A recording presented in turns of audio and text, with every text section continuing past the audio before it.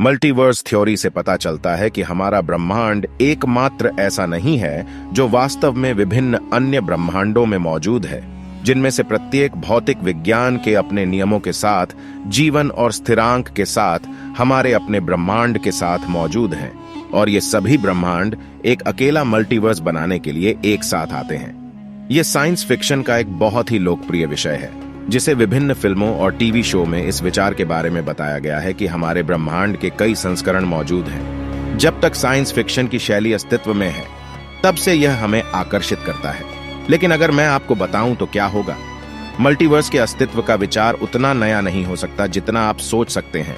वास्तव में आम धारणा के विपरीत यह न तो 20वीं शताब्दी के भौतिक विज्ञानी ह्यूग एवरेट थे और न ही 6ठी शताब्दी ईसा पूर्व के यूनानी दार्शनिक एलेक्स अमांडा थे, जिन्होंने सबसे पहले मल्टीवर्स के विचार की खोज की थी। मल्टीवर्स की अवधारणा मूल रूप से हिंदू धर्म में खोजी गई थी, जिसमें उपनिषद और पुराण जैसी विभिन्न महत्वपूर्ण धार्मिक पुस्तकें शामिल थीं, जिन्हें 10वीं और दूसरी शताब्दी ईसा पूर्व के बीच लिखा और संकलित किया गया था, जिसमें मल्टीवर्स के विचार और इसके कार्यों के बारे में विस्तार से बताया गया था। समय और अस्तित्व दोनों प्रकृति में चक्रीय हैं। हमारा ब्रह्मांड अस्तित्व में आने वाला पहला ब्रह्मांड नहीं है और यह निश्चित रूप से आने वाला आखिरी ब्रह्मांड नहीं होगा।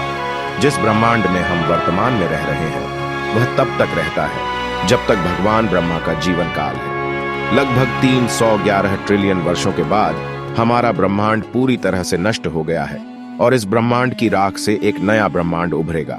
हालांकि हमारे अपने ब्रह्मांड के अलावा अनंत संख्या में अन्य ब्रह्मांड मौजूद हैं, जो हमारे शरीर के अंदर परमाणुओं की तरह घूमते हैं। ऐसा इसलिए है क्योंकि वास्तविकता स्वयं अभौतिक और भौतिक क्षेत्रों से बना है। सारी सृष्टि जो कभी अस्तित्व में थी और कभी भी अस्तित्व में रहेगी, वह भौतिक क्षेत्र में स्थित है।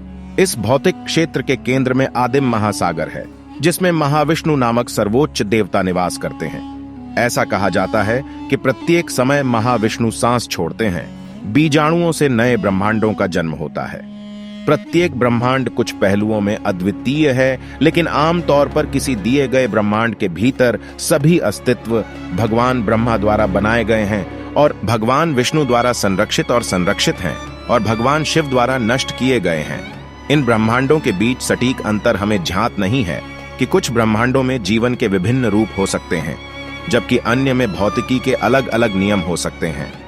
कुछ विश्वविद्यालयों में 10 सिर वाले ब्रह्मा हो सकते हैं, जबकि अन्य में 10 लाख सिर वाले ब्रह्मा हो सकते हैं। महत्वपूर्ण बात यह है कि पहले बताए गए 3 भगवान हैं। ब्रह्मा, विष्णु और शिव ने अपने कार्यों को इच्छानुसार किया, क्योंकि यह ब्रह्मांड को कार्य करने की अनुमति देता है, क्योंकि इसे सर्वोच्च देवता द्वारा डिजाइन किया गया था।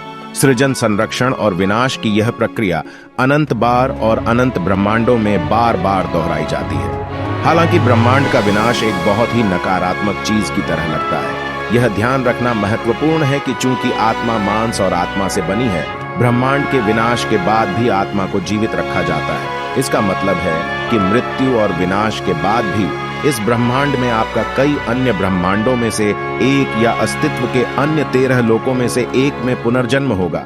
इसे पुनर्जन्म कहा जाता है और आप कहां पैदा होते हैं और यह आपके जीवन में आपके द्वारा जमा किए गए कर्म पर निर्भर करता है।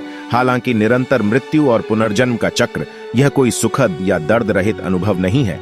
इसलिए हिंदू धर्म में जीवन का लक्ष्य निरंतर मृत्यु और पुनर्जन्म के चक्र से बचना और मोक्ष या मुक्ति प्राप्त करना है। एक बार आत्मा मुक्ति प्राप्त कर लेती है तो उनकी आत्मा मल्टीवर्स से बच जाती है और वास्तविक भगवान के साथ एकजुट हो जाती है और वे वास्तव में मुक्त हो जाते हैं।